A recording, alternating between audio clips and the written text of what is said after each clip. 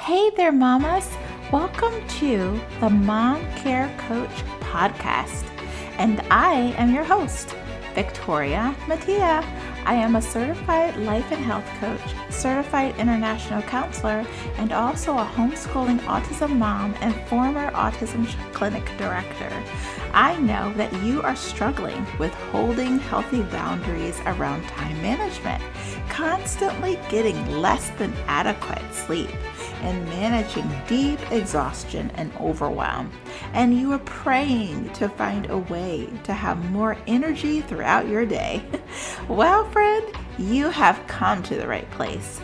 In this show, we will talk about how you can guide yourself through a process of self-care strategies that will lead you to the health solutions that you as an autism mom have been searching for, and how providing for your 4 intentional needs, sleep, movement, nutrition, and mindset, can help you avoid burnout.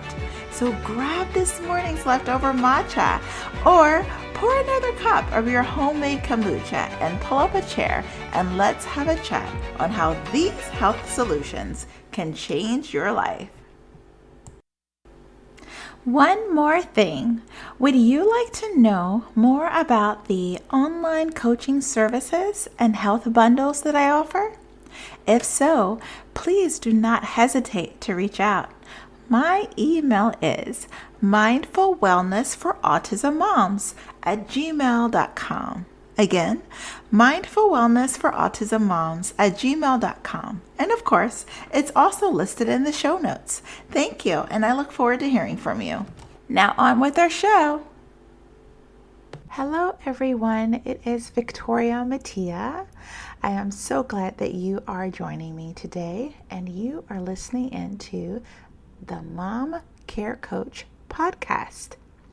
So today we are on episode number 16, and we are going to be talking about exactly what is mom care and compassion fatigue and how that can impact you as an autism mom. So I also wanted to mention that I know I have quite a few listeners now, and I am so thankful and happy as well. Also, I wanted to let you know, if you would like more support or you'd like to be able to kind of talk things through, I have offered in the past, and I am now opening up some more options when it comes to coaching. If you would like one-on-one coaching with me, I have some slots that I'm looking to book for the month of April. So please just email me and we can book a 10-minute discovery call, which is free, to see if we are a good fit. Okay, so right on with the show. So today I wanted to talk about what mom care is and how that relates to compassion fatigue in the sphere of being an autism mom. So we are called the Mom Care Coach. And I wanted to tell you a little bit about what mom care is. So the reason why I named this podcast the Mom Care Coach, because I went through a few different ideas when it comes to, being an autism mom. And I wanted to naturally attract the audience that would benefit the most as an autism mom.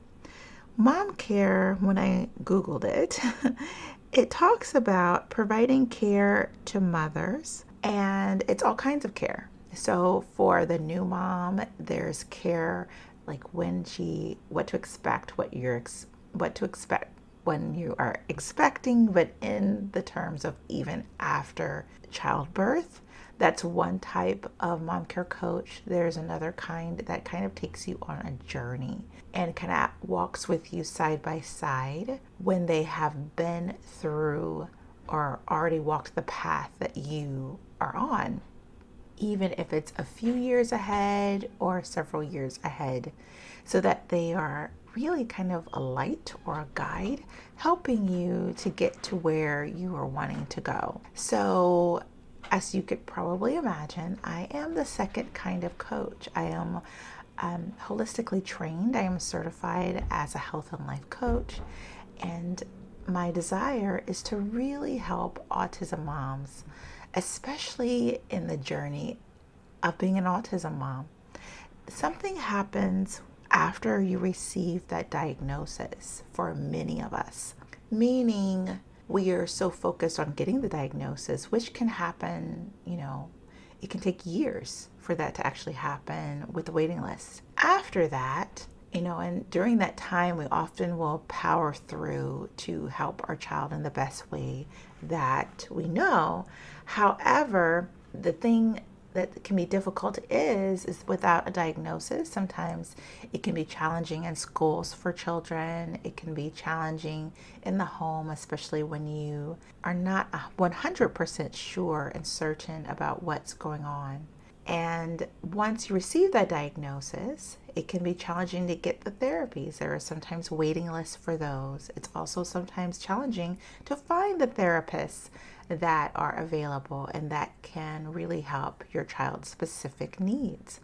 Now, going back to what I originally said, there's something that happens in that waiting time, and then the waiting time of having the child on the wait list, and then with the waiting time of trying to get the therapies. And then there's a period between the child receiving a diagnosis that happens, to the caregiver, and then actually getting milestones met. That period of time can be very, very stressful. It's stressful when you don't have a diagnosis, and then it can be stressful afterwards because all of the energy that needs to be exerted on a daily basis to meet the child's specific needs. And what can happen when you are that autism mom is you can get something called compassion fatigue. Now, if you're not familiar with that term, there are symptoms of burnout and deep exhaustion among caregivers. That's what compassion fatigue, but there are levels. And often I find that it's a little bit sneaky. You don't realize what's happening until you've had lots of symptoms and you realize, okay, something needs to change. So for the mom that is listening to this podcast, I'm going to just take a side note here. And if this is you, I see you. There was that period in between milestones getting met and after getting that diagnosis where I had to show up and I felt the need to Google everything, figure out where the best services were, figure out what alternative services could be, figure out the best meal plans, how to get my kiddo to eat more than just a few foods, how to help them with meltdowns, how to give them just so many different things that is good. And I knew that there were, that it would help them with their personal milestones as well as just their personal achievements and growing and all of that to help them to be the person that God created them to be. I wanted to help them. But what I did was I put my own personal, emotional, mental health, physical health, everything really on the back burner for a time period. That is not uncommon. I know that there are so many of you that did the same thing. So I want to help you to avoid the deep exhaustion and burnout. And then also I want to help you to start to crawl out of that. And I use the word crawl on purpose because it kind of gives an image of you are moving slowly towards a better future. But it takes small steps to get out of that. And as I've said before, the reason why we need to make these really small shifts is because we don't want to get ahead of ourselves.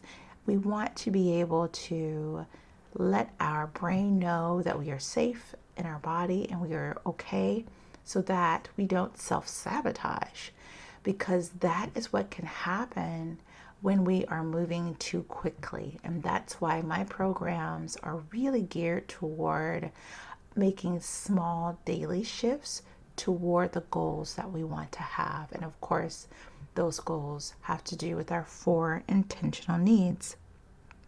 So just to sum everything up, when we are caring for ourselves That's mom care, and that's why this is called the Mom Care Coach. And I want to give you some tacticals now. So for compassion fatigue, it has to do with deep symptoms of burnout and exhaustion.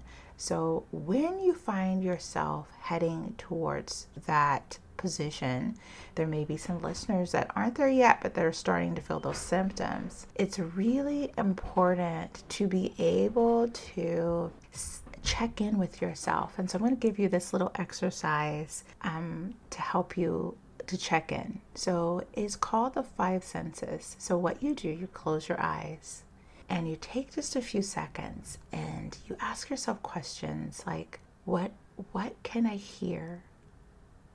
What is my body touching right now? Am I sitting down on the floor? Am I sitting in a chair?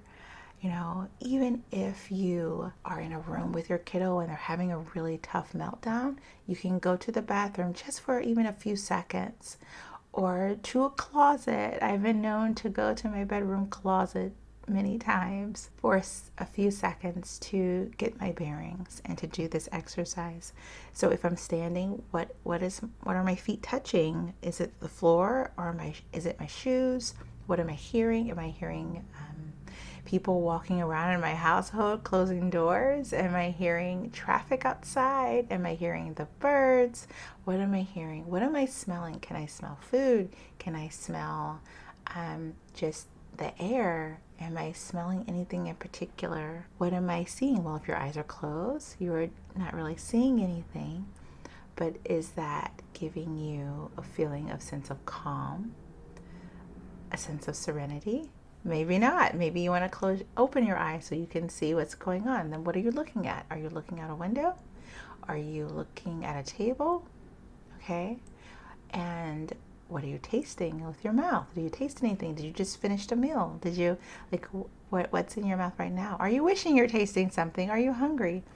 This simple little exercise can kind of help you breathe in and focus and breathe out, and just help you know what your next right step is. And I'm going to end with this.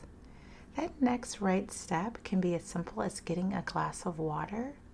It can be as simple as taking some essential oils and just smelling them. If you don't have any essential oils right now in your household, you can go to your kitchen and take out just some herbs. Maybe you have some basil, which is really, really good for the brain. Maybe you have some sage, also good for the brain, and put it in the palm of your hand, and maybe a little bit of olive oil you have in your house, in your kitchen, and rub your hands together really quickly, and then take a deep breath in just to smell your hands. Have your hands kind of cupped, so obviously the herbs are not going in your nose, but your hands are cupped, and so you're just kind of smelling them in. And that can be very, very calming. And sometimes that's all you need for your next right step. A cup of water, something to help you to feel calm, and then maybe even a little bit of journaling. So I hope that you have enjoyed these couple of tacticals to help you to start to pull yourself out of compassion fatigue. And also, just to mention, with compassion fatigue, it is specific to caregivers or people that are in a helping position, whether that is like their employment or the fact that they live in a home with a special needs child. So it's so important for us to take care of ourselves. And so I look forward to speaking with you next time. Thank you so very much. And don't forget, if you'd like to book a discovery call with me, go ahead and just message me and we can get started. Bye. Thank you for listening to my mom's podcast. Don't forget to follow and leave a review. It is so important. The reason why is because that's really the only way that other autism moms know of this podcast and are able to receive from this amazing information. So thank you so much. Don't forget to like and leave a review and share with all your friends and download. Bye. Thank you so very much for listening in. If you have learned something new today or have been blessed by this show in any way, please share with a friend. And don't forget to head over to iTunes and leave a 5-star review. And feel free to take a screenshot and tag me on Instagram, and I will tag you back. Thank you and be well.